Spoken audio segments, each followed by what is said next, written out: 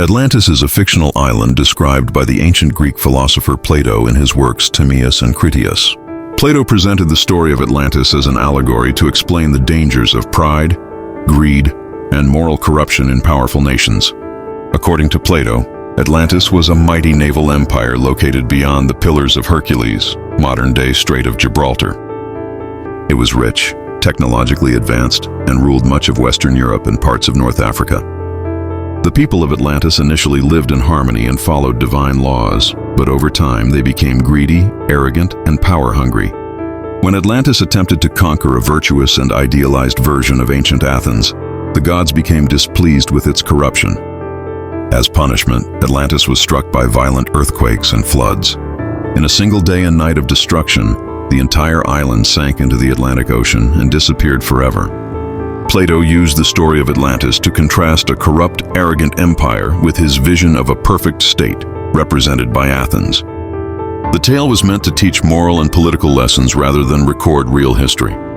Although modern scholars agree that Atlantis is a fictional story, it has inspired countless books, films, myths, and theories about lost civilizations.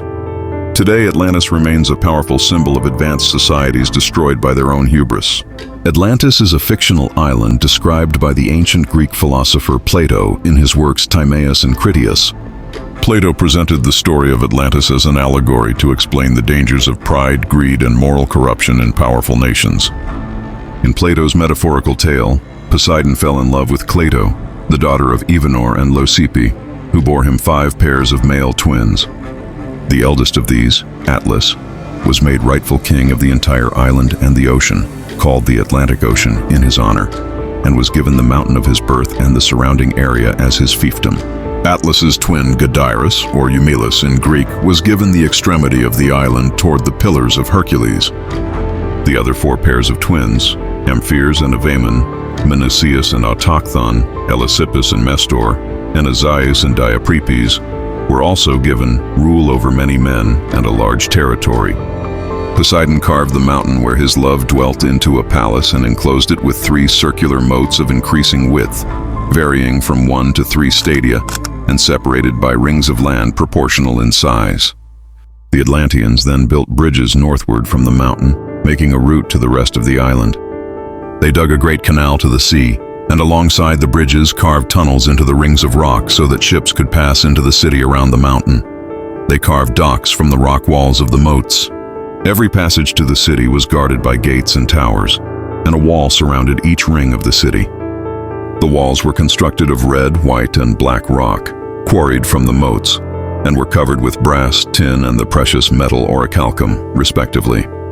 According to Critias, 9,000 years before his lifetime, a war took place between those outside the Pillars of Hercules at the Strait of Gibraltar and those who dwelt within them. The Atlanteans had conquered the parts of Libya within the Pillars of Hercules, as far as Egypt, and the European continent as far as Tyrrhenia, and had subjected its people to slavery. The Athenians led an alliance of resistors against the Atlantean Empire, and as the alliance disintegrated, prevailed alone against the empire, liberating the occupied lands. But afterwards there occurred violent earthquakes and floods, and in a single day and night of misfortune all your warlike men in a body sank into the earth, and the island of Atlantis in like manner disappeared in the depths of the sea. For which reason the sea in those parts is impassable and impenetrable, because there is a shoal of mud in the way, and this was caused by the subsidence of the island. The logographer Hellanicus of Lesbos wrote an earlier work entitled Atlantis, of which only a few fragments survive. Hellanicus's work appears to have been a genealogical one concerning the daughters of Atlas, but some authors have suggested a possible connection with Plato's island. John V. Luce notes that when Plato writes about the genealogy of Atlantis's kings, he writes in the same style as Hellanicus, suggesting a similarity between a fragment of Hellanicus's work and an account in the Critias. Rodney Castleton suggests that Plato may have borrowed his title from Hellanicus, who may have based his work on an earlier work about Atlantis. Castleton has pointed out that Plato wrote of Atlantis in 359 BC, when he returned to Athens from Sicily. He notes a number of parallels between the physical organization and fortifications of Syracuse and Plato's description of Atlantis. Gunnar Rudberg was the first who elaborated upon the idea that Plato's attempt to realize his political ideas in the city of Syracuse could have heavily inspired the Atlantis account. This amazing story is far from over. If you want to discover what happens next in Atlantis and see part 2, make sure to like this video and subscribe to our channel. Turn on the notification bell so you won't miss the next epic chapter. Part 2 is coming soon and you don't want to miss it.